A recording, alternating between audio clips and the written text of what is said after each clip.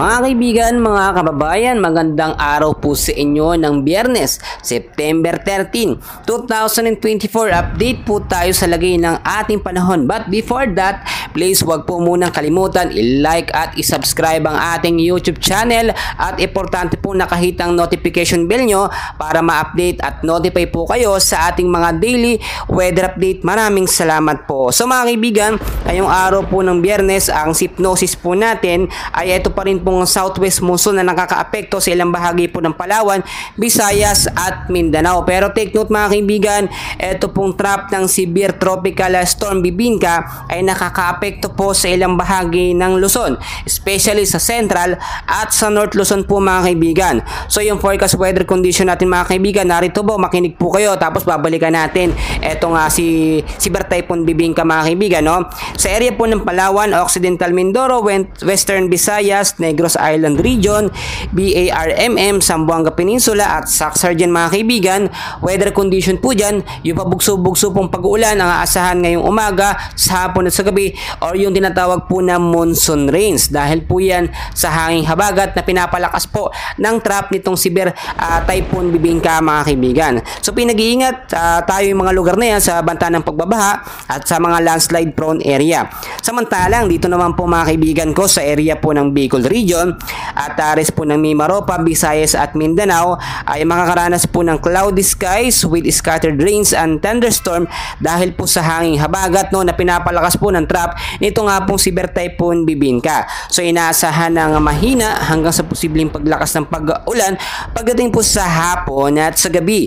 Sa area naman po ng Ilocos Region, Cordillera Administrative Region, Cagayan Valley, Quezon at Aurora, weather condition po natin ngayong araw po ng Biyernes, maulap po na kalangitan with scattered rains and thunderstorm pong mararanasan dyan dahil pa rin po sa trap ng Severe Typhoon Bibingka mga kaibigan. Samantalang sa area naman po ng Metro Manila at the rest po ng Luzon, especially Central at North Luzon, gayon din po apektado rin po tayo ng Severe Typhoon Bibingka mga kaibigan. So maging alerto at maging handa po tayo. Makakaranas naman tayo ng mabilisang sikat ng araw, init, no, bandang umaga hanggang tanghali, pero bigla po yan magkakaroon ng maulap na kalangitan dahil nga apektado pa rin tayo ng trap po ng hangin ito nga pong si Typhoon Bibingka mga kaibigan. Mga kaibigan, ayon na rin sa forecast pagkatala ng Pag-asa, within the next 24 to 48 hours ay posibleng humina ito, no?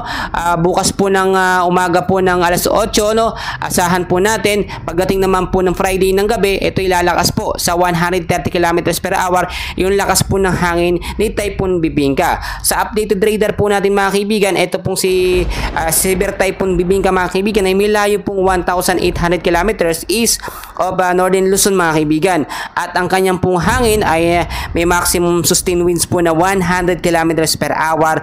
Malapit pa rin po sa sentro na may bugso pong pumapalo ngayon sa 125 km per hour.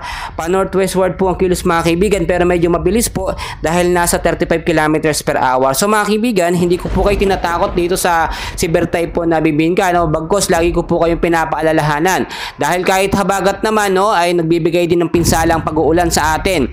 Mas maganda para alerto at nakahanda tayo, maglinis tayo ng mga basura sa malalapit sa kanal in case magkaroon po ng biglaang pag-ulan sa mababang lugar, ay hindi po tayo magkakaroon ng biglaang bugso, no, at biglaang pagbabaha. Yan po ang nagiging problema natin. Kahit naman umulan ng umulan mga kaibigan, kung yung mga tubig naman ay bigla na nasa mga kanal lang naman, dadaloy na maayos, hindi po magkakaroon ng baha, hindi po tayo magkakaproblema, pare-parehas. So mga kaibigan, mamaya may update po muli tayo sa lagay ng ating panahon. And please pakiusap, huwag kalimutan i-like and subscribe ang ating channel for more weather updates. Maraming salamat po.